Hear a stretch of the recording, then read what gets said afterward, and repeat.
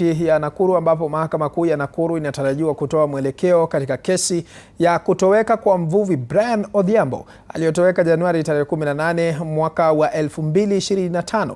Mahakama hiyo inatarajiwa kuamua kama maafisa 6 wa KWS walioshtakiwa wana kesi ya kujibu. Kwa sasa tunaungana naye mwandishi wetu wa habari Mike Chalo ambaye amekita kambi katika mahakama hiyo. Mike, kama unanipata kwa njia iliyo safi zaidi, tujuze kwa kina.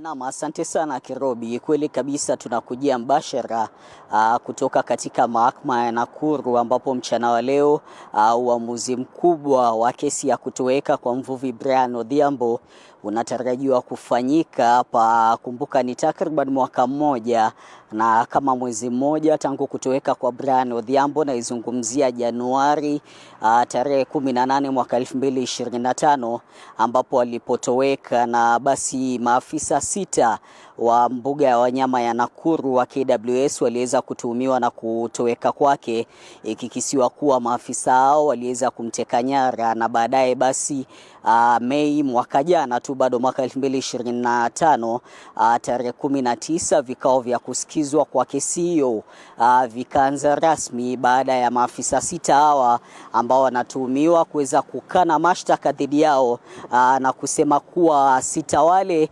hawakumfahamu Brian Odhiambo au hawakumjua mtu yoyote kwa jina la Brian Odhiambo, na kuwa taarifa za Brian Odhiambo waliweza kuziona katika mitandao ya kijamii na televisheni. Na baada ya pale basi vikao vikaendelea, baadhi ya vikao vikiwa vya aina ya kipekee, ambapo Novemba tarehe 10 kikao cha kipekee kikiweza kufanyika katika mbuga ya wanyama ya Nakuru katika eneo la Manyani, ambapo inakisiwa kuwa Brian Odhiambo ndio eneo ambalo aliweza kutekwa nyara. Na mpaka sasa mashahidi 15 katika kesi hiyo wameweza kutoa ushahidi wao, ambao waliweza kuzungumza mbele ya mahakama ya Nakuru wakitoa tu shuhuda kuhusiana na kutoweka kwake, baadhi ikiwa tu ni mamake Brian Odhiambo, kakake na baadhi ya majirani ambao wanadai kushuhudia kutoweka kwa Brian Odhiambo. Na mwendo wa saa 8:30 kikao hiki kitakuwa kinaanza rasmi hapa katika mahakama ya Nakuru. Kumbuka pia kamati ya usalama ya Seneti iliweza kufika hapa mwaka jana pia kutathmini hali, na sasa naomba tu niruhusu niweze kuungana tu na mmoja wa wanaharakati ambaye amekuwa akifuatilia kesi hii na ambaye pia ulienda kukaa katika kikao cha usalama cha Seneti Nairobi, baada ya kikao ambacho pia maseneta wale ambao wako katika kamati ya usalama waliweza kufika hapa. Pengine kwa maoni yako, kesi unadhani kikao cha Seneti ambacho cha usalama, kamati ya usalama ya Seneti ambayo ilikuja kutathmini kesi hii, kwa maoni yako nadhani wamekuwa wakifanya kazi ipasavyo? Asante kabisa.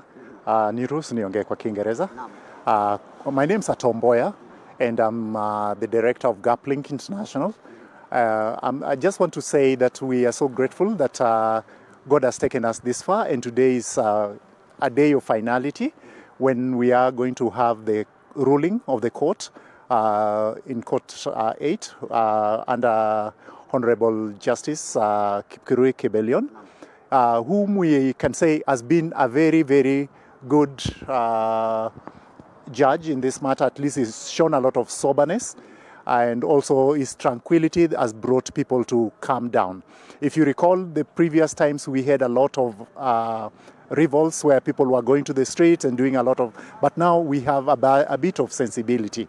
So we are grateful for that. Today being the special day for this ruling, we are also keen that we would see at the end of the day justice is done for this family. They've agonized for a lot of period, and considering also when we are looking at even the cultural background, where in the Luo traditions, customs, we cannot do much until the elders ultimately come together and they decide we are going to do maybe some rituals to end this matter. For now, kile kikao cha Seneti unadhani kilitendea haki kesi? Then for the Senate, I would want to say we only called upon the Senate to come because they've got a legal mandate to come to this site, and actually after a long progress they were able to come. But unfortunately, we did not see a good outcome because they left without visiting the sites that we had requested them to come and see. They also did not have the opportunity to speak with the people. What we found is that they went for a security committee meeting, and that was not the reason that we had requested them to come. So we were able to make a protest on that, and we wrote to them again another letter.